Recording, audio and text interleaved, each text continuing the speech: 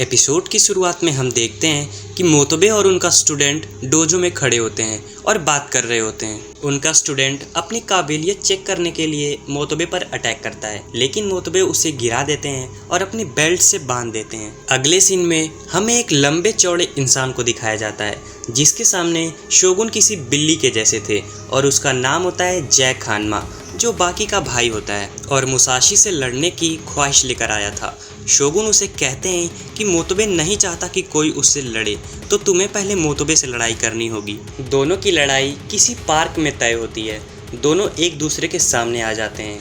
मोतबे Jack की आंखों में सिगरेट फेंककर उसे एक किक मारते हैं। मोतबे डंडे से हमला करते हैं और जैक के दोनों पैरों को फिर उसके सिर को घायल कर देते हैं। जैक हंसता है और उठ जाता है। जैक एक जोरदार लात मोतबे को मारता है, लेकिन मोतबे उसका पैर ही काट देते हैं। जैक अपने मजबूत दांतों से मोतबे को काटने की कोशिश करता है, लेकिन मोतबे अपने कपड़े खींचकर उसके सारे दांत तोड़ देते हैं, क्योंकि मोतबे ने एक मजबूत वेस्ट पहना हुआ था। जैक गुस्से में आकर मोतबे पर हमला करने लगता है। मोतबे स्मोक बॉम्ब फेंकते हैं, लेकिन जैक फिर भी नहीं रुकता और मोतबे को मारते मारते हवा में लटका देता है। तभी मोतबे एक जोरदार पंच मारते हैं और जैक पर अपने हथियारों से हमला करने लगते हैं और आखिरी में उसे एक रस्सी से बांधकर वहां से चले जाते हैं। फिर हम देखते हैं कि एक फिशरमैन मछली पकड़ रहा होता है और कुछ ऐसा फंस जाता है कि उसकी फिशिंग रॉड ही टूट जाती है। तभी एक बहुत ही बड़ा क्रिएचर ऊपर आता हुआ दिखाई देता है। अब हमें कुछ टाइम बाद का सीन दिखाया जाता है,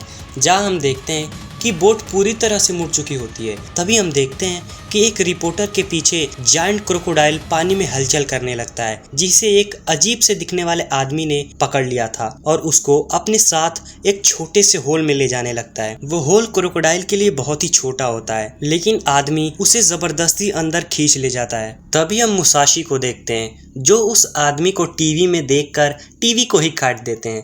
तभी शोगुन उन्हें टीवी के बारे में बताते हैं और ये भी कि वो आदमी डायनासोर्स के ज़माने का है और एक डायनासोर के साथ ही रॉक सॉल्ट में प्रिजर्व हो गया था, जिसे मुसाशी की तरह ही जिंदा किया गया और उसका नाम पिकल रखा गया। मुसाशी पिकल से मिलने के लिए शोगुन से रिक्वेस्ट करने लगते हैं। उसके बाद हम मोतबे को देखते हैं, जो पिकल को न्यूज़पेपर में देखकर कहते हैं, अब इसे भी बचाने की जिम्मेदारी तो मेरी ही है ना।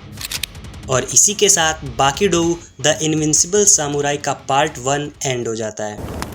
सो गाइस, आई होप कि आपको ये एक्सप्लेनेशन अच्छा लगा होगा। ऐसे ही एनिमे के लिए प्लीज़ मेरी वीडियो को लाइक करके चैनल को सब्सक्राइब कर दीजिएगा। मिलते हैं अगले एनिमे में। Good bye.